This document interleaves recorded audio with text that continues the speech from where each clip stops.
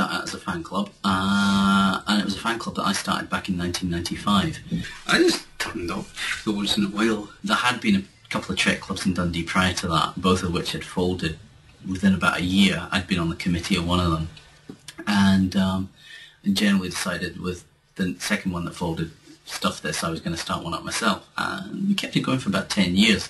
And I think it was only as interest in Trek had a big sort of renaissance in sort of 80s and 90s with sort of TNG and laterally DS9.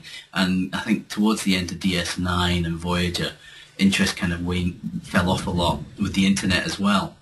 It's because people were able to download episodes rather than having to come along and watch them at a club, and a lot of people that came along just wanted to sit and watch Star Trek. I have no idea how I ended up going to the Star Trek club. It must have been a low point in my life, you know, to sink that far. And the numbers were dropping quite a lot, and we kind of got to the stage where we thought, you know, this isn't really worth the hassle, we're friends, let's just go and do our own thing. Somebody else, Dylan Feeney, who actually composed our theme, sort of said off the cuff, sort of, why don't we just do a fan film? And we kind of thought, well, actually, yeah, why not do a fan film? Heard of a Star Wars corpse hybrid called Troops by some guy or other, and it was unlike anything else I'd seen at the time. Starship Extra was the first fan film I saw that I really went, yeah, I really, really like this.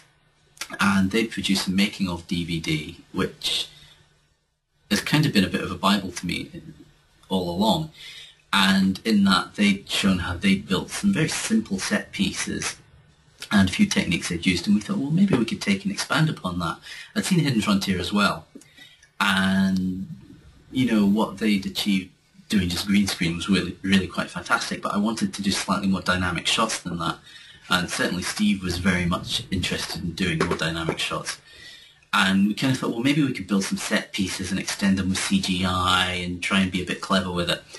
Using some set pieces, extending them with green screen, using CGI to extend them, and using a mix of partial sets and CGI extension seems to work reasonably well.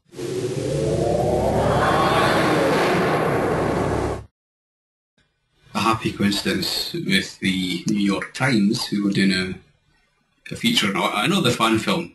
But we were mentioned just in a sort of an aside, and there's even Dundee, Scotland, and Starship Intrepid, and here's the website address.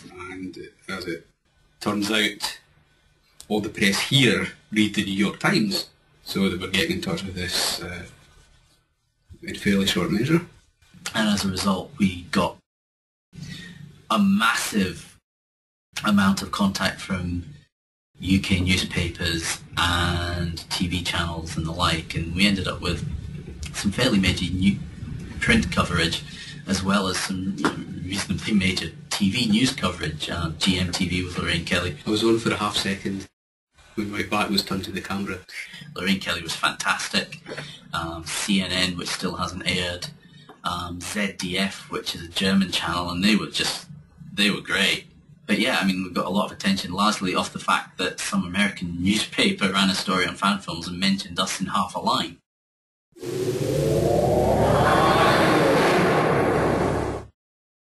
I'm Alex Matthews, and I'm the newly cast Kieran Azan. One of the characters in Heavy Lies the Crown was a Lieutenant Kieran Azan, who ostensibly was the ship's counsellor, but obviously it was implied there was more going on with him. The crew of Intrepid didn't trust him, didn't feel like they could rely on him, so he was transferred off. The actor we had portraying him visited LA during filming and actually appeared in Hidden Frontier in a little crossover spot, which was really quite good. Ship's counsellor, USS Intrepid. You're quite possibly the most unlikely. You know, the older you get, the more you start to sound like my mother. I've enjoyed most of the Hidden Frontier episodes, but watching that one, it was good. I had to use that actually to do part of my audition. Unfortunately, we had a parting of the ways, and the actor who was going to play Azan and was doing so very well dropped out, and at that point we kind of went, well, you know, maybe we should just... I wasn't a huge fan of recasting, and I kind of thought, well, let's just take this character, change the name, go in a slightly different direction with him, which is how we ended up with Commander Jason Navarre, who was very up in front. He's the intelligence officer and knows a bit more than the others, but that's what he's doing here. As Navarre developed, and we did tweak the script a bit around Navarre, as he developed and as the actor, who is absolutely fantastic, grew into the character and very much made him his own, I really felt it was going in a very different direction than Azan, which at the time didn't bother me too much. But after we'd finished filming Heavy Lies the Crown, I was kind of thinking, well, there are other things I would like. There is an arc that's laid out for our story, and Azan played a fairly central role. That ultimately, that's not a role that I want Navarre to fulfill. So there was kind of a need to reintroduce a character that could fulfill Azan's arc. At this point, I kind of thought, well, Azan has had this little cameo in Hidden Frontier, which was very popular and very well done, and it would be nice to recognise that piece of continuity. So we came up with a little story that would reintroduce Azan back in, and we bit the bullet and decided, you know what, let's recast the character. I jokingly asked Nick, if you ever audition if you ever open up the role again, consider me an open audition. Out of the pilot got sent, he was clearly the best. It's turned out very well. Alex Matthews, who's playing Karen Azar now, he's been here all weekend. He came all the way up from down south. The fact that they audition to people who don't actually live nearby for Intrepid is, a great measure of trust, I think, on their half. He's done a great job. Meshed very well with Alan Christensen. I did mention later on that I'd love to be beamed, and he was like, oh yeah, that's in the script. I was like, really? Yeah. A lot of Machinations is basically, it kind of picks up the ball that we're left with at the end of Heavy Lines of the Crown and runs with it a little. We get to see where some of these characters progress to. Lieutenant Azan arriving on the station and meeting up with Navarre, and they both seem to have their own agenda. We get to learn a little bit more about our main protagonist. And there's various exciting things with the Sarai. Amazing things, incredible things like you've never seen before.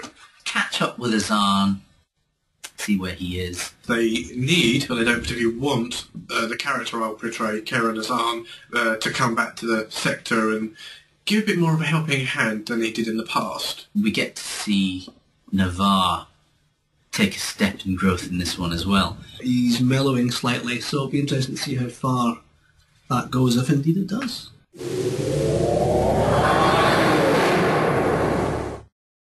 What's next for Star Trek Intrepid? Well, another few short ones and another full-length one.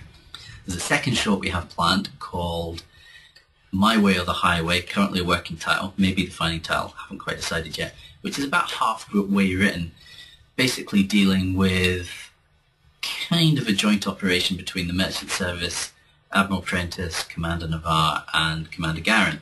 I'm writing the full-length one. I might even finish writing it. And after those two, we're probably going to start filming on Bit Patterns, which would be episode 2.